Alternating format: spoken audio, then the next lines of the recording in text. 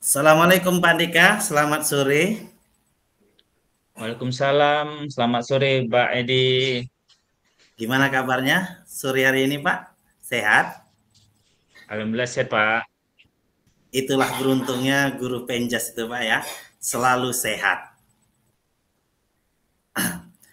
Terima kasih Pak Andika udah bisa bergabung pada sore hari ini. Uh, apa rencana Bapak atau apa yang Bapak ingin sampaikan, yang Bapak bicarakan Gini, untuk sore hari ini? gini Pak. Nah, saya kan kebetulan di sini guru penjas, ya kan Pak. Dikasih amanah guru pantun. Tujuan saya ini maulah berbagi informasi gimana supaya pembelajaran pantun di Sidang Budaya khususnya di sekolah kami ini bisa diasrikan gitu Pak. Luar biasa Pak Andika ini ya, guru penjas tapi menangani pantun. Jadi dengan pantun itu ke depannya itu tujuan Bapak apa gitu Pak?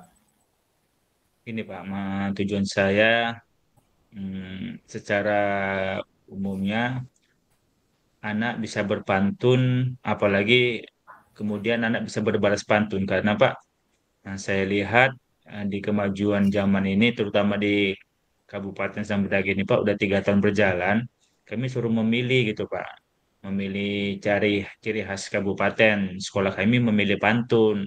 Nah, jadi disitulah saya diamanahkan supaya anak-anak itu bisa berpantun Pak, bukan hanya apalagi sekarang main game-game gitu, supaya budaya itu tetap asli di Kabupaten Serdang Bedagai Pak. Berarti saat ini Bapak kan berperan dua nih, guru penjas dan guru pantun. Dari dua kategori yang harus Bapak kuasai dan Bapak harus mempunyai target bahwasannya anak Bapak nantinya bisa berpalas pantun. Ini kan luar biasa dan membutuhkan hal yang luar biasa pula. Eh, Selama ini kalaulah Bapak disuruh memilih mana yang Bapak lebih utamakan? Baik Pak, kalau secara untuk pilih memang berat Pak. Cuman kalau dilihat dari visi misi serta tujuan saya Pak, kalau saya memang kan basic saya guru penjas Pak. Nah, saya udah 13 tahun ini mengajar guru penjas. Nah, sementara di Kabupaten Sedang Bedagai ini Pak, diharuskan sekolah mempunyai ciri khas. Nah, jadi saya menarik gitu Pak, belajar pantun. Alhamdulillah kan Pak, saya sudah banyak belajar, baik sama rekan sejawat, sama guru-guru yang memang ahli di bidang pantun, dan gitu mengikuti Zoom. Jadi untuk saat ini, saya lebih menarik ke pantun Pak, karena kan selain untuk diri saya memiliki impian anak-anak itu bisa berpantun.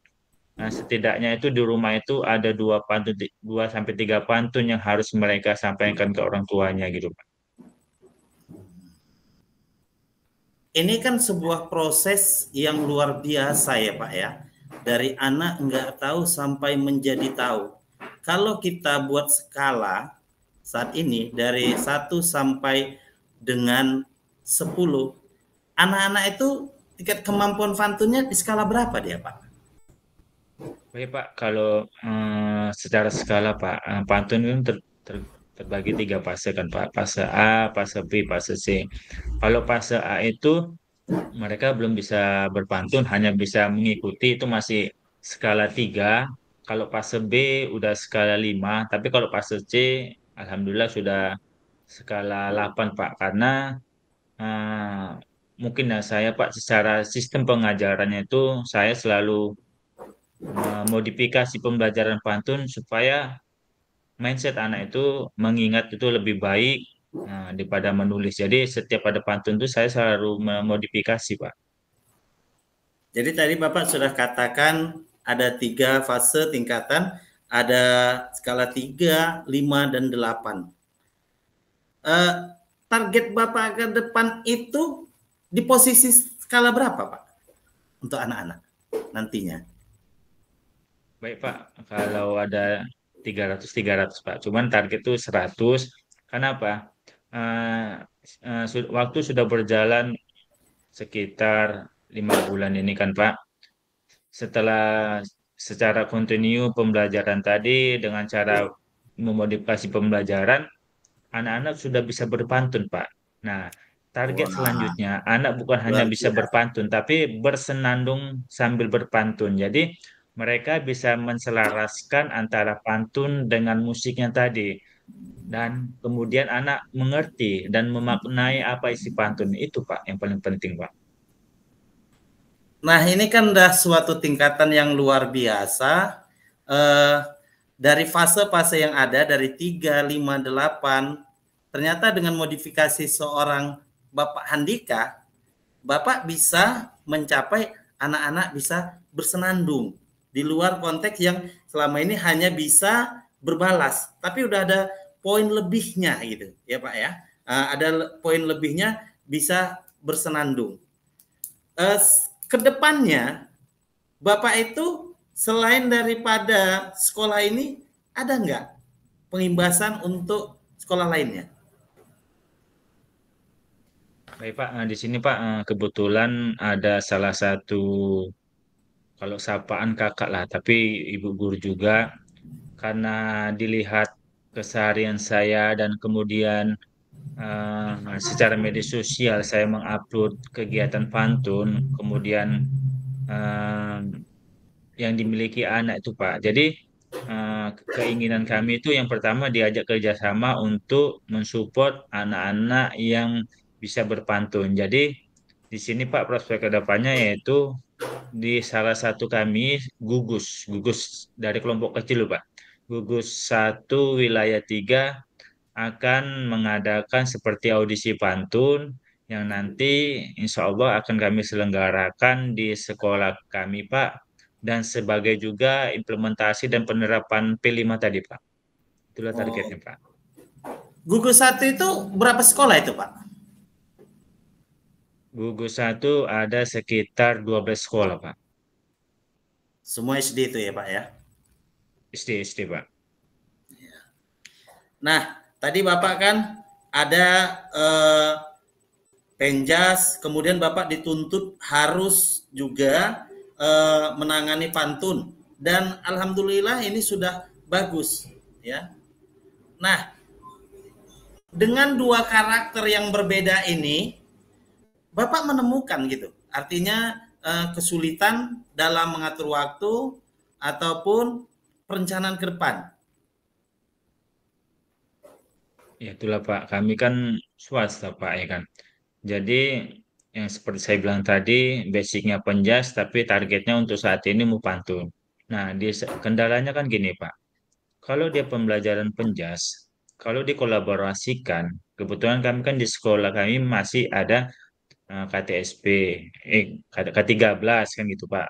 4 kelas 3 dan 6 tuh masih 13 sebelum kurikulum merdeka. Nah, sementara kan kalau pemetaan kurikulum merdeka gampang Pak gitu. Ada fase C kelas 5 dan 6. Nah, di saat saya melaksanakan pembelajaran penjas, itu susah menggabungkan contoh dalam permainan bola besar. Untuk menggabungkan yang ada di kelas 2 dan kelas 4 itu susah Pak karena fasenya berbeda. Kemudian di swasta juga kan Pak kami ini guru bidang studi. Nanti di saat misalkan lah saya ambil untuk memang ada momen-momen tertentu dan diharuskan sigap, urgen, guru yang saya ambil 2 rangkap, guru yang seharusnya masuk tadi nggak masuk. Nah, jadi kadang orang tua bertanya, loh, kenapa nggak belajar bahasa Indonesia kok belajar penjas? Nah, di situ di saat kita melaksanakan momen itu kan nggak nggak nggak senantiasa di grup kan di kabar di WA karena Pak sistem kami mau dia pulang cepat, mau ada kegiatan yang diganti itu selalu ada WA. Jadi ya kadang-kadang ada respon orang tua seperti itu Pak. Jadi oh ternyata agak sulit. Nah namun kalau pantun masih bisa Pak, karena di saat kita menggabungkan itu, dia pastinya tetap. Jadi orang tua nggak komplain gitu Pak, kalau Oh. pantun tadi. Gitu. Jadi selama ini Bapak yang Bapak lakukan apa, Pak? Untuk meminimaliskan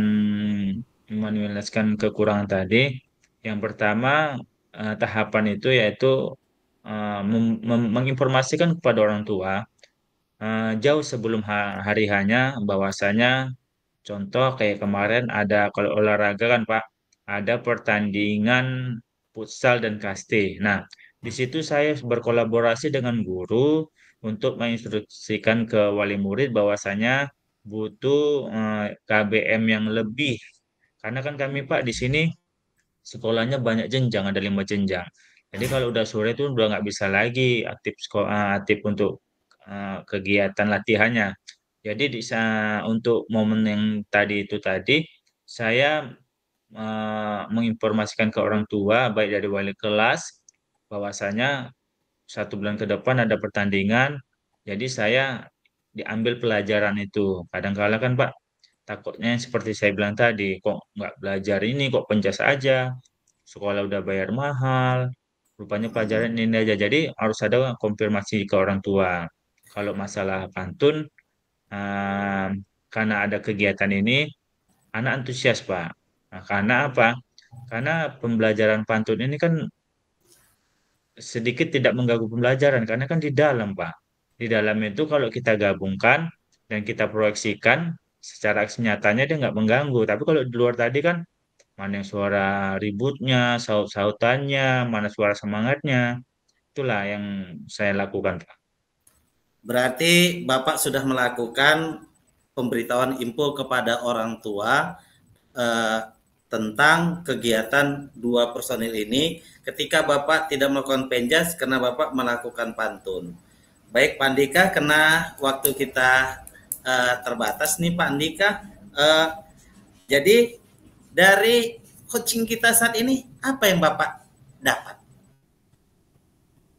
Nah, yang pertama, Pak, luar biasa Bapak memberikan secara pembelajaran ini kita mengidentifikasi masalah secara tirta, kemudian harapan saya juga apa yang ada kunek-kunekan saya tadi ini bisa terrealisasikan, setidaknya Bapak memberikan masukan dan mana tahu nanti ada solusinya, ada problem lagi, bisa kita sama-sama berembuk gitu Pak. Inilah keuntungan kita Pak, saling berkolaborasi gitu.